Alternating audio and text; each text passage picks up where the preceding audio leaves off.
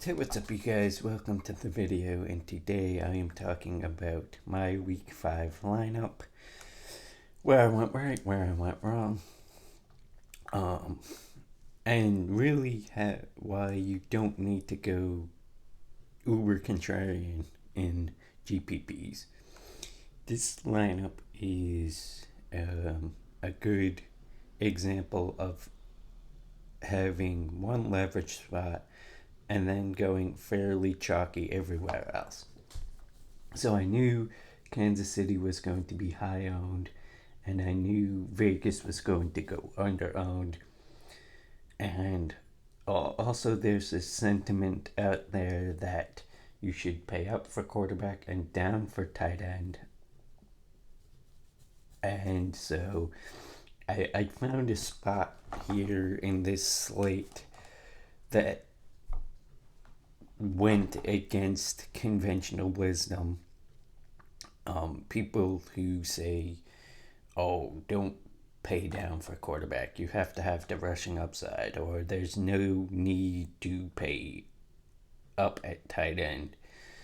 So this is a lineup that is an example of there's a scenario where you could do anything. So I paid down for Derek Carr. I loved the matchup.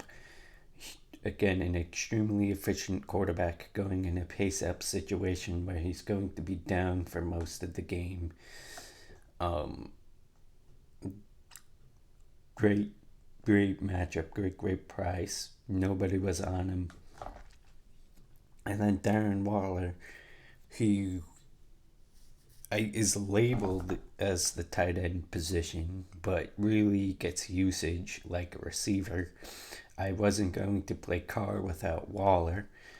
Even if I didn't play Carr, I probably would have had exposure to Waller anyway, being that I had the extra salary because Derek Carr was so cheap.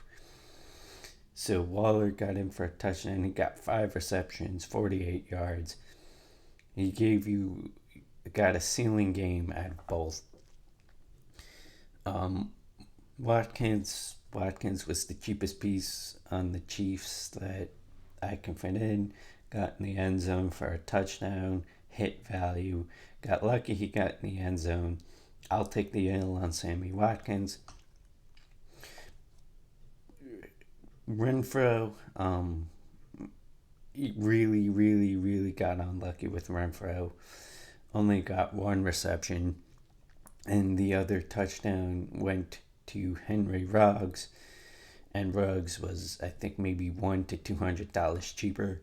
So it's really a coin flip between Renfrow and Ruggs for me.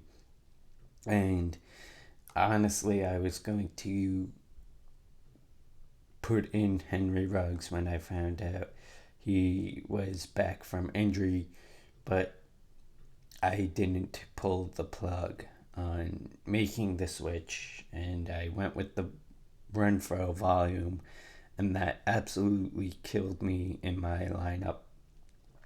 This Hunter Renfrow pretty much took me out of contention in this slate, only getting 1 reception for 42 yards. That was like my Tyler Lockett pick last week, where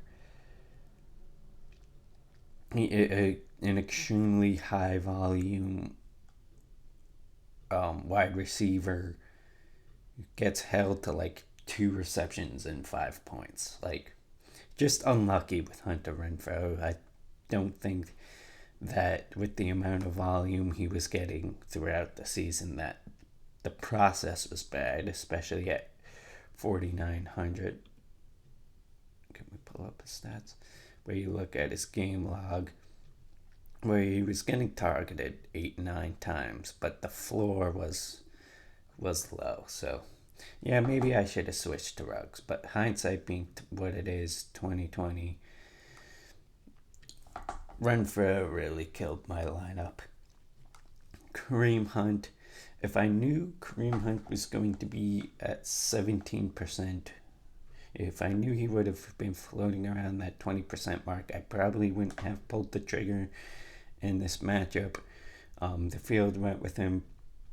Didn't kill you, but didn't perform as well as I liked. Only 72 rush yards, but did get into the end zone and did see pretty much his ceiling of reception. So around 20 points, not bad.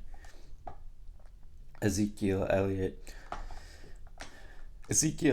only getting one reception, not getting the usage in the passing game like I would have thought, especially with Andy Dalton coming into the game late, but getting his usage around the red zone, which we know he is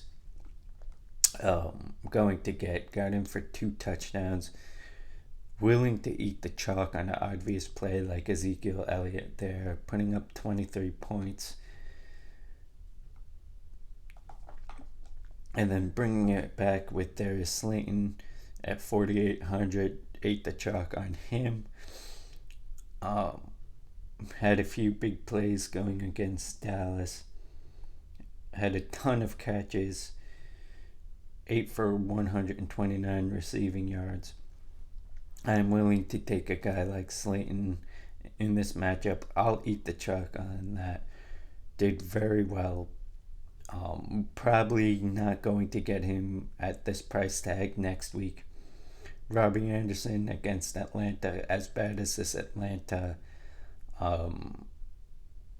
defense has been against guarding receivers, it was an obvious play that I was willing to eat the chalk on. He did well. You could have played DJ Moore at lower ownership, but I didn't want to take the risk on DJ Moore this week because I already had my leverage point, so I played the more quote-unquote safe option of this game. You could have went with a lot of options on this Carolina offense. I went with the chalk. Did really well here. So